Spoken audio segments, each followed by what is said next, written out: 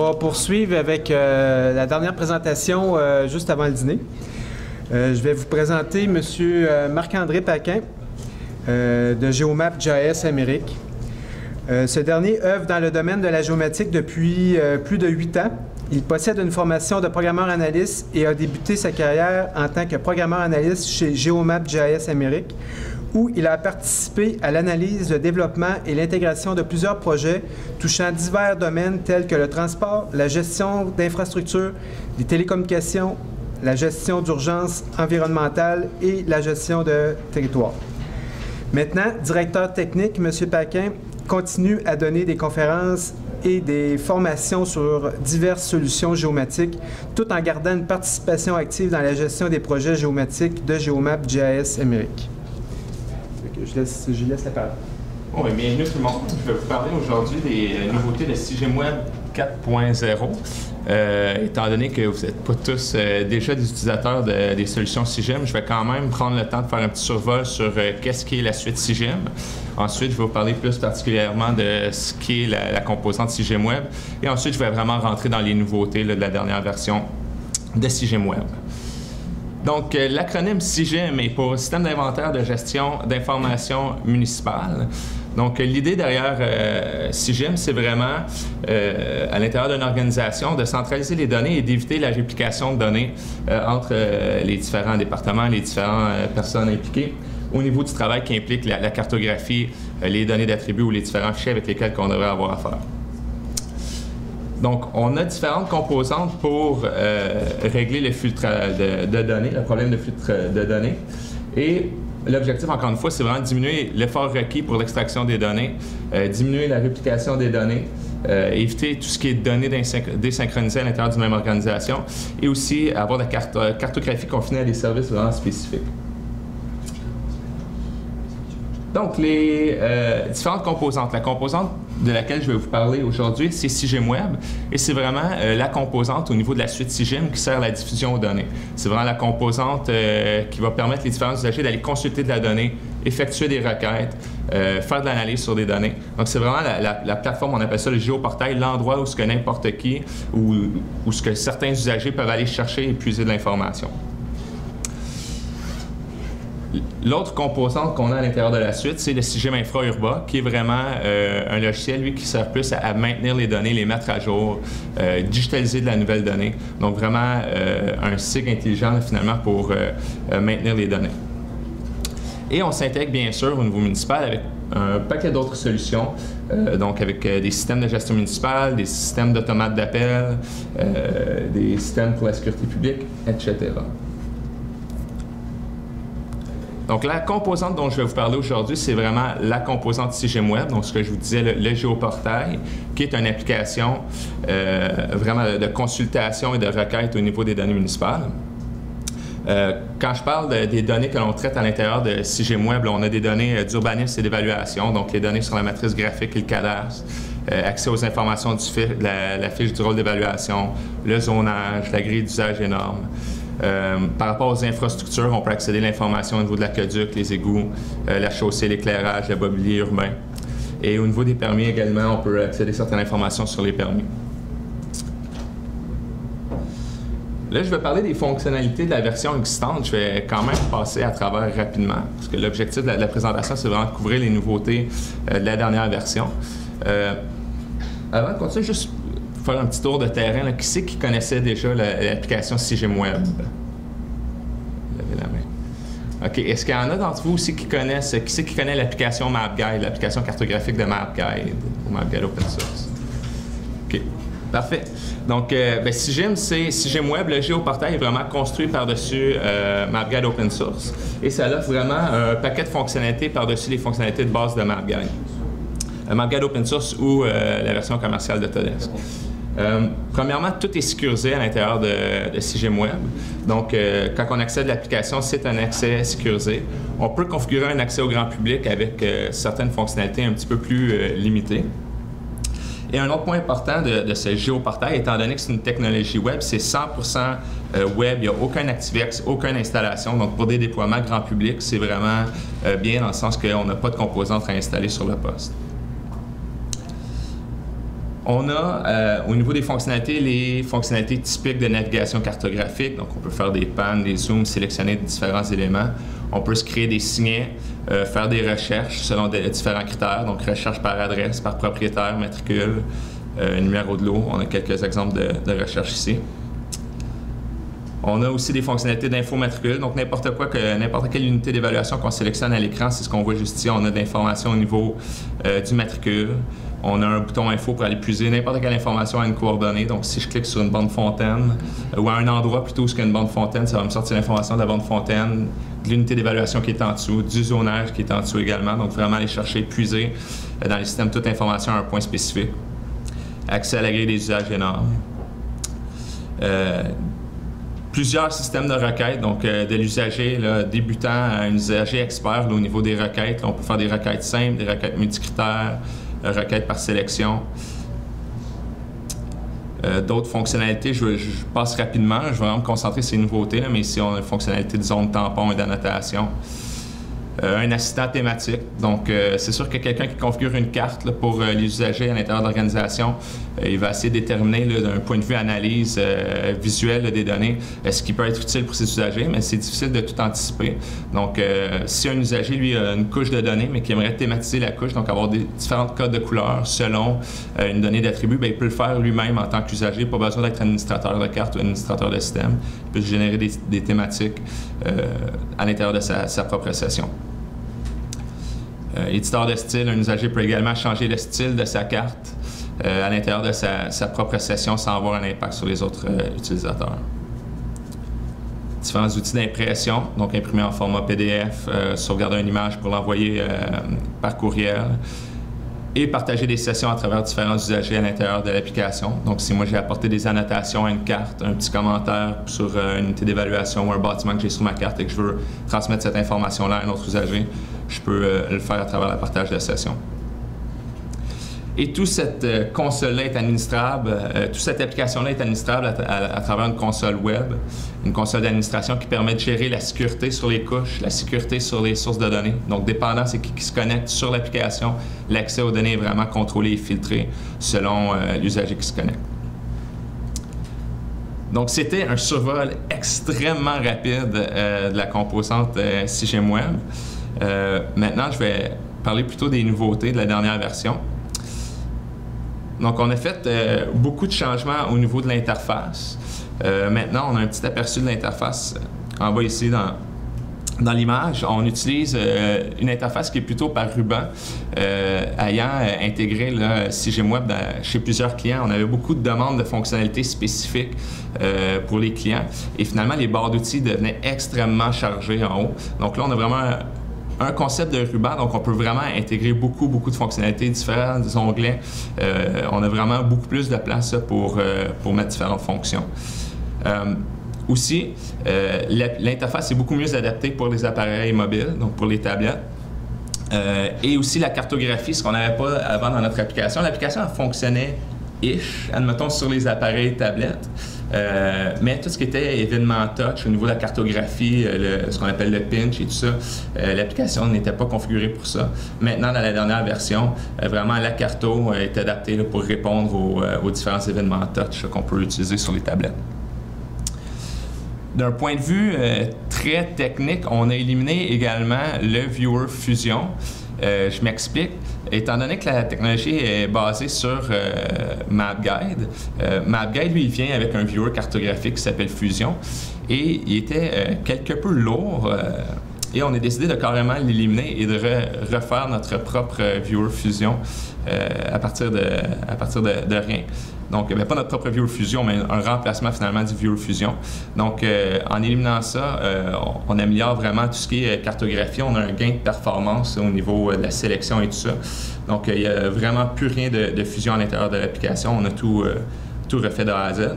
Et également, d'un point de vue convivialité, là, on a amélioré aussi grandement les infobulles là, pour que les usagers puissent se débrouiller un peu plus par eux-mêmes à l'intérieur de l'application.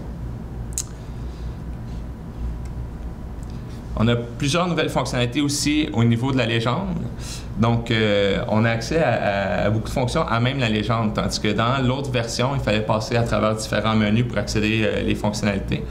Donc, entre autres, c'est les boutons qu'on voit juste ici. Le mode de rafraîchissement automatique. Donc, quand on active des couches, étant donné que c'est une technologie web, c'est sûr que bon, les couches s'affichent dynamiquement à l'intérieur de la carte, mais si quelqu'un veut faire ça avec plusieurs couches en même temps et des orthophotos et tout ça, ça peut causer un certain délai, dépendant de la lourdeur de la donnée. Donc, on peut désactiver le rafraîchissement des couches automatiques, sélectionner la configuration de carte qu'on veut et le réactiver et tout va se rafraîchir d'un seul coup. Donc, en termes d'utilisation, ça peut aider là, au niveau de la performance. On a également un bouton d'identification de couche. Donc, les cartes qui étaient très massives, souvent les usagers avaient quelque chose à l'écran de sélectionner, mais ils ne savaient même pas c'était quelle couche d'information qui était sélectionnée à l'écran. Donc, avec le bouton Identifier la couche qui est juste ici, ça va mettre en surbrillance jaune les couches sur lesquelles il y a des éléments de sélectionner. Et ça peut être multiples éléments sur multiples couches, ça va vraiment mettre en surbrillance de façon temporaire les éléments qui sont sélectionnés à l'intérieur de la carte. Le bouton Ajouter une couche, donc on a un bouton juste ici pour rajouter des couches. Si on a des couches d'informations qui ne sont pas affichées ou pas disponibles par défaut à l'intérieur de notre carte, on peut sélectionner le bouton pour rajouter des couches dynamiquement à l'intérieur de notre carte. Modifier le style d'une couche, c'était des fonctionnalités qu'on avait dans l'autre version, mais on n'y avait pas accès à même la légende. Donc là, ici, je peux sélectionner carrément une couche et modifier le style de la couche. Donc là, ici, j'ai ma fenêtre de dialogue là, pour modifier le style de point pour une couche spécifique. Donc je peux accéder à cette fonctionnalité-là à même la légende pour modifier finalement mon symbole ou le style de mes couches. Un exemple d'utilisation ici, c'est par exemple si je fais l'impression de ma carte et bon, j'ai des polygones qui sont affichés en zone mais que je vois sur papier, finalement ça sort plus ou moins bien. C'est intéressant pour un usager de pouvoir changer les styles de sa couche ou même d'afficher des étiquettes dans certains cas là, où il n'y aurait pas d'étiquettes sur les couches. Également, on peut modifier l'ordre d'affichage de nos couches à même le client. Donc, c'est ce qu'on voit juste ici.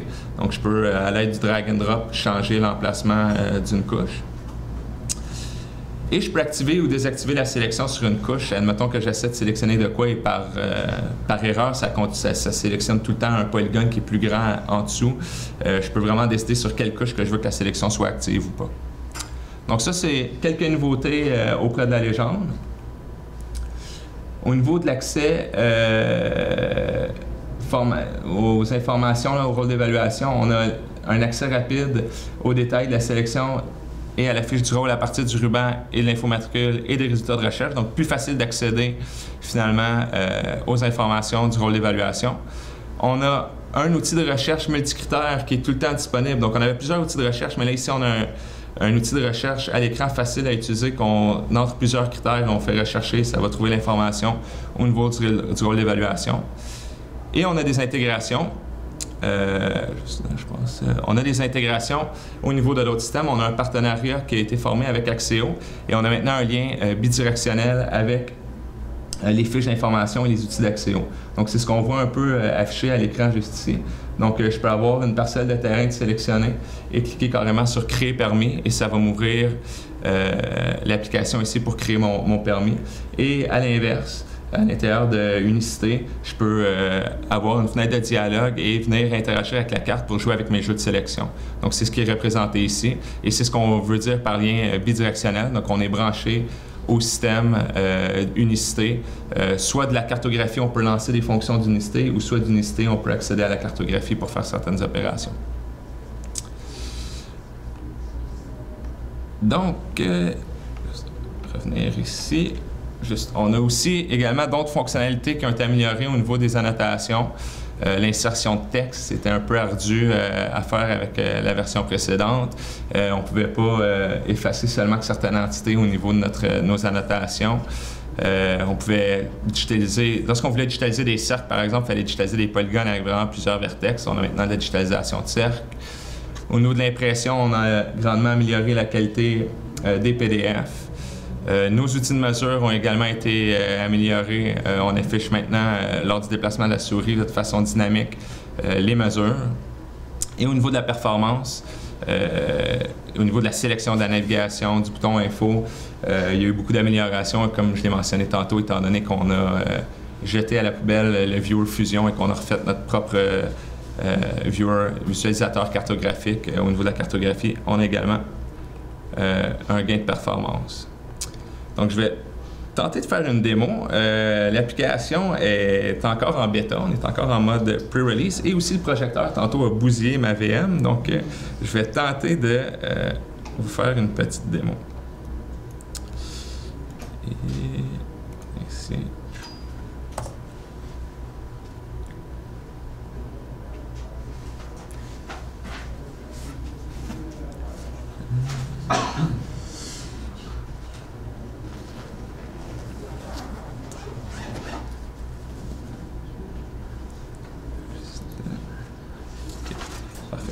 Donc, dans la démo, j'ai malheureusement pas toutes les fonctionnalités là, qui sont toutes les nouveautés dont je vous ai mentionné, mais il y en a quelques-unes.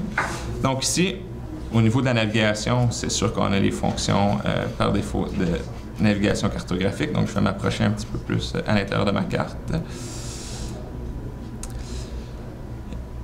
Donc, au niveau du rafraîchissement automatique de couche, donc si à chaque fois que je cliquerais sur une couche, j'aurais ma carte qui serait rafraîchie. Si je veux vraiment jouer avec mon affichage et changer totalement la configuration de ma carte actuelle, ce que je voudrais probablement faire pour m'éviter d'avoir des rafraîchissements continus de ma carte, c'est justement de désactiver le bouton de rafraîchissement automatique qui est ici. Et ce que je mentionnais au niveau des infobulles, là, au niveau de l'ergonomie et finalement de l'aide aux usagers, on a vraiment plus d'informations au niveau de l'infobulles que ce qu'on avait auparavant. Donc si je vais désactiver le rafraîchissement automatique, je vais ouvrir ma matrice graphique et je vais cacher, admettons, mes données de loisirs. Et une fois que j'ai terminé, je peux réactiver mon rafraîchissement automatique et ma carte se rafraîchit à ce moment-là. Et à partir de maintenant, si je clique, ma carte va se rafraîchir au fur et à mesure que je sélectionne des éléments sur la carte. Au niveau de l'accès à l'information du rôle d'évaluation, donc je peux à tout moment sélectionner un élément sur la carte.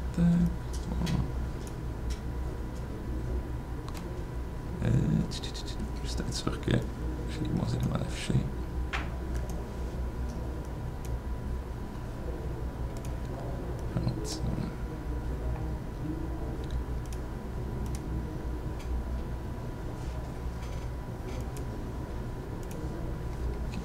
Mentionner version bêta, ce sera pas très long.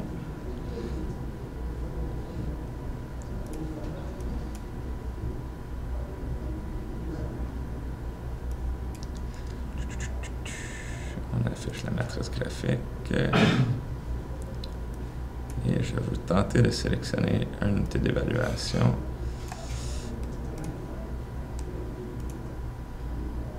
Bon. Et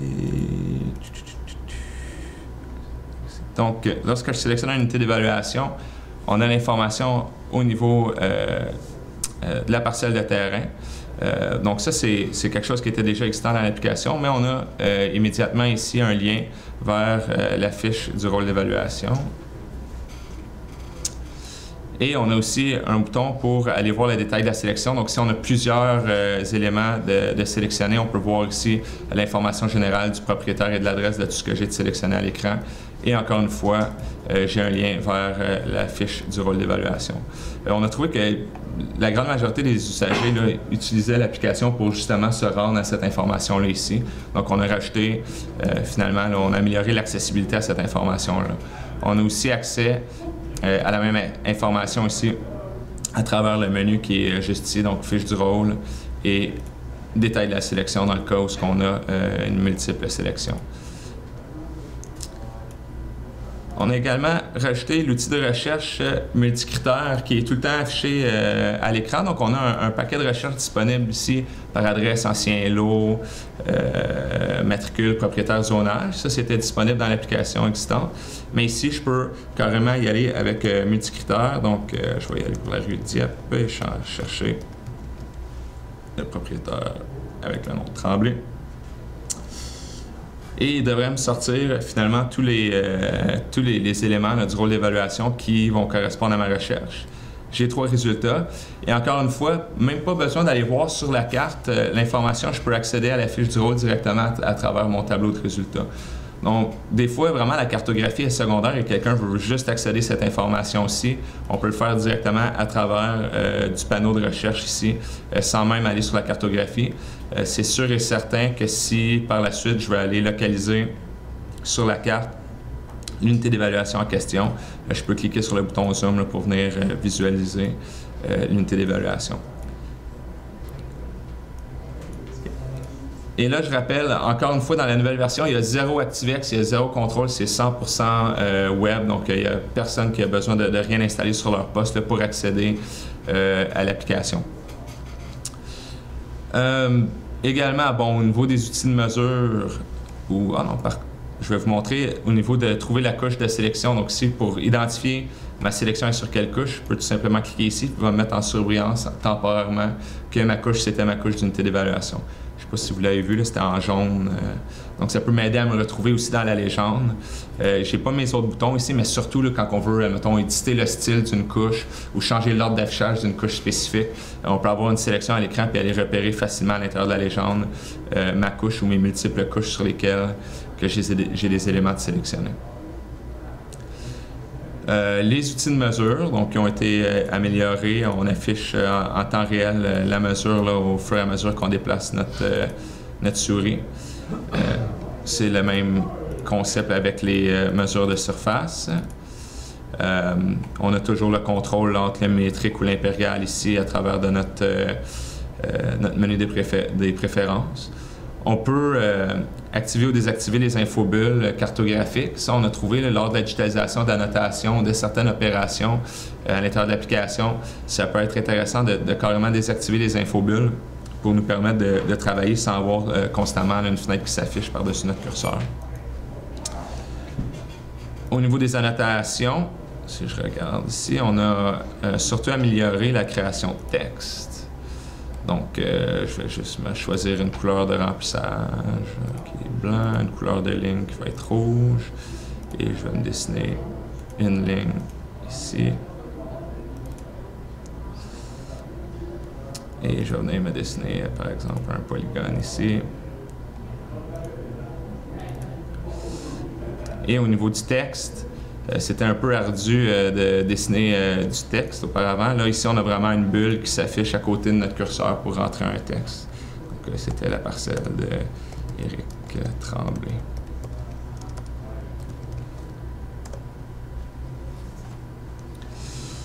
Et là, ici, on voit que j'ai un petit peu un problème d'affichage au niveau de l'ordre de mes couches. Donc, avec la fonctionnalité là, de modification de l'ordre des couches que je mentionnais tantôt, je peux prendre ma couche d'annotation et finalement venir la porter là, sur le dessus finalement de mes différentes couches d'information.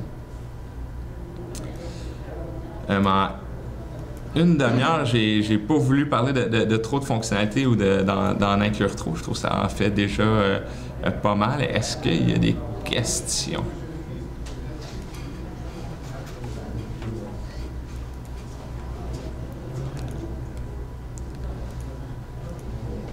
Donc, si vous voulez plus d'informations, il y a toujours notre site web où vous allez trouver toutes nos informations de contact là, pour si jamais vous avez des questions, d'autres questions, vous voulez d'autres informations sur la plateforme ou sur la suite Cigem au complet. Tel que je l'ai mentionné, j'ai juste parlé de la composante web, juste parlé de Cigem Web, mais il y a d'autres outils autour à l'intérieur de la suite là, pour vous aider à gérer vos informations municipales. Merci.